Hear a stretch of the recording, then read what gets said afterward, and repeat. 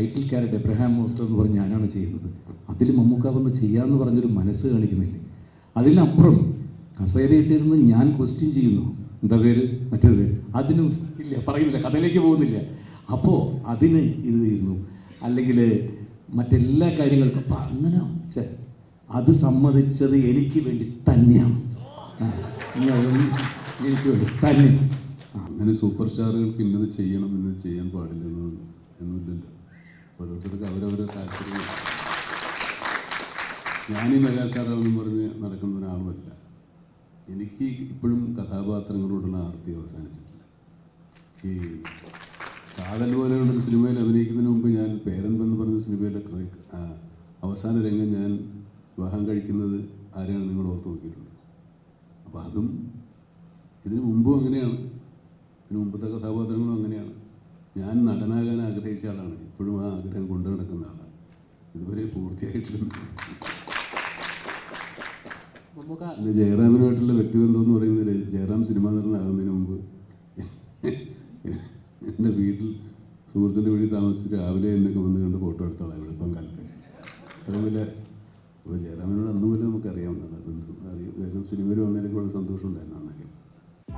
അഞ്ചാം പാതിരയുടെ വൻ വിജയത്തിന് ശേഷം മിഥുൻ മാനുവൽ തോമസ് സംവിധായകൻ എന്ന നിലയ്ക്ക് തിരിച്ചുവരവ് നടത്തുന്ന സൈക്കോളജിക്കൽ മെഡിക്കൽ ക്രൈം ത്രില്ലർ ചിത്രമാണ് ഓസ്ലർ.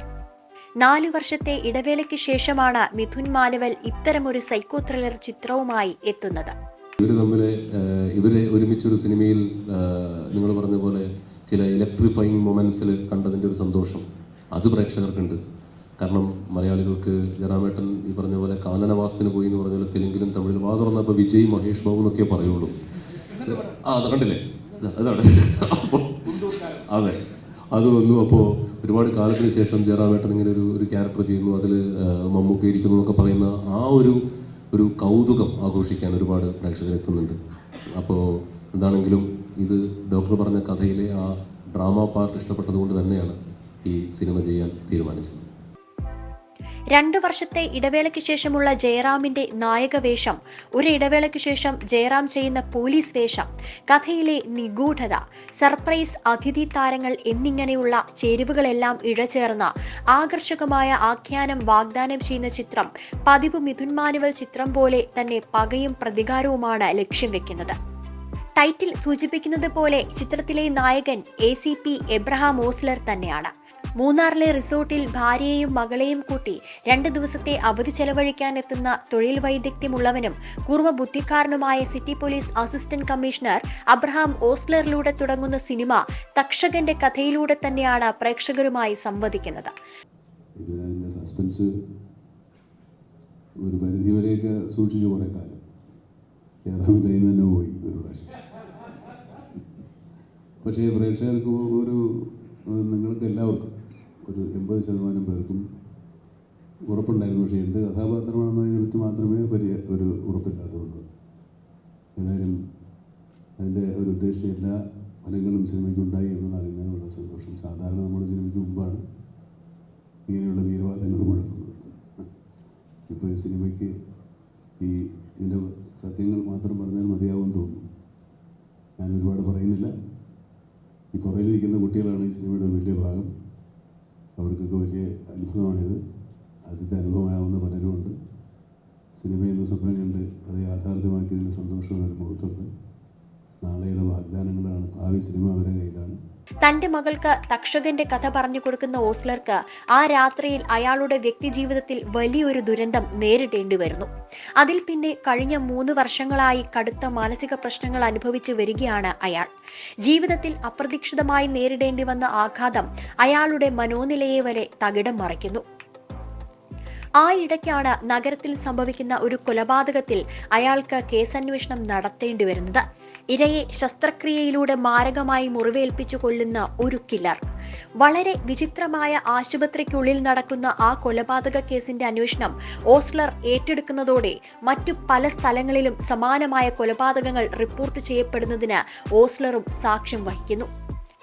എന്നാൽ ആ കില്ലർ ആരെയൊക്കെ കൊല്ലുന്നുവെന്നോ അതിനായി ഏതെല്ലാം മാർഗങ്ങൾ തിരഞ്ഞെടുക്കുന്നു തുടങ്ങിയ കാര്യങ്ങളെല്ലാം തീർത്തും പ്രവചനാതീതമാണ്. അതോടെ കേസന്വേഷണത്തിൽ ഓസ്ലറിനും സംഘത്തിനും അതീവ ജാഗ്രത പുലർത്തേണ്ട സാഹചര്യം നിർബന്ധിതമാകുന്നു. തങ്ങൾക്ക് മുൻപിൽ ലഭിക്കുന്ന ഓരോ സൂചനകളെയും തെളിവുകളെയും കൂട്ടിച്ചേർക്കുന്ന ഓസ്ലർക്ക് മുൻപിൽ കൂടുതൽ സംശയാസ്പദമായ സന്ദർഭങ്ങൾ ഉയർന്നു വരികയാണുണ്ടാവുന്നത്. സ്വന്തം നിഗമനങ്ങളെയും കുറ്റകൃത്യങ്ങൾക്ക് പിന്നിലുള്ളവരുടെ അജണ്ടയെയും കൂട്ടി വായിക്കാൻ ശ്രമിക്കുന്ന ഓസ്ലർക്ക് ഒടുവിൽ പ്രതിയെ വളരെ വിദഗ്ധമായി കീഴടക്കാനും സാധിക്കുന്നു. ഇത് തന്നെയാണ് എബ്രഹാം ഓസ്ലറിന്റെ കഥയും. ഇതൊരു ഇമോഷണൽ ക്രൈം ഡ്രാമയാണ്. ഭൂതകാലം വേട്ടയാടുന്ന ഒരു ഇൻവെസ്റ്റിഗേറ്റർ. ഇതിനകത്ത് മറ്റൊരു മുഖം കൂടി ഉണ്ടോ, അദ്ദേഹം ഉണ്ടോ ഇന്നുണ്ടോ ഉണ്ടോ എന്ന് എൻ്റെ അടുത്ത് പലരും ചോദിച്ചോട്ടി. അപ്പോൾ ഞാനത് ഇന്നൊക്കെ ഒഴിഞ്ഞൊഴിഞ്ഞ് മാറുകയായിരുന്നു. കാരണം എവിടെയാണത് വരുന്നത്, എന്താണെന്നുള്ളത് പ്രേക്ഷകർ തിയേറ്ററിൽ തന്നെ കണ്ട് മനസ്സിലാക്കുന്നതാണ്.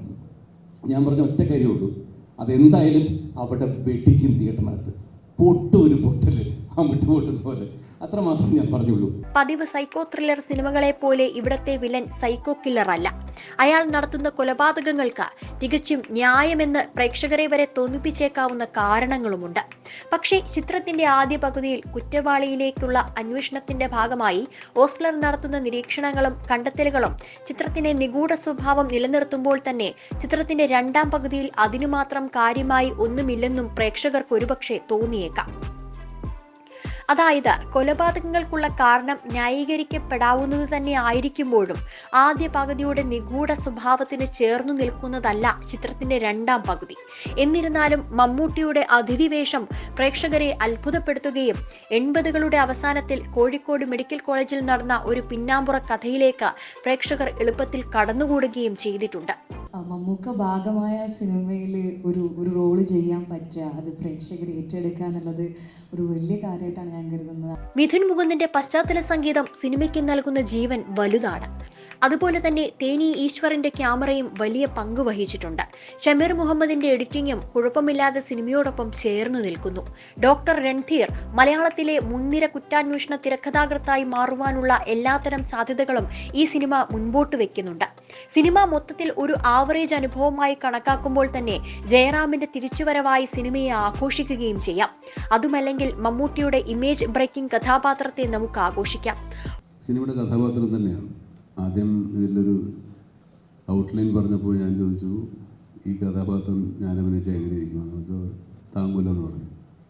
കുറേ കഴിഞ്ഞപ്പോഴാണ് ഇതിന് തീരുമാനമായത്. പുതിയ വാക്കുകൾ തന്നെയാണ് ബ്ലഡി റൊമാൻറ്റിക്കും ഈ ഡബിൾസ് ഓൾട്ടർനേറ്റീവും ഒക്കെ. പക്ഷേ അത് നമുക്കിങ്ങനെ പറയാൻ ചില സമയത്തൊക്കെ രസം തോന്നുന്ന ഒരുപാട് വാക്കുകൾ നമുക്ക് കിട്ടും. അപ്പോൾ അതിങ്ങനെ ആസ്വദിച്ച് പറയുന്നതാണ്. ഇത് രണ്ടും ശരിക്കും ആസ്വദിച്ച് പറയുന്നതാണ്. അതായിരിക്കും നിങ്ങൾക്ക് അത് അനുഭവപ്പെട്ടത്.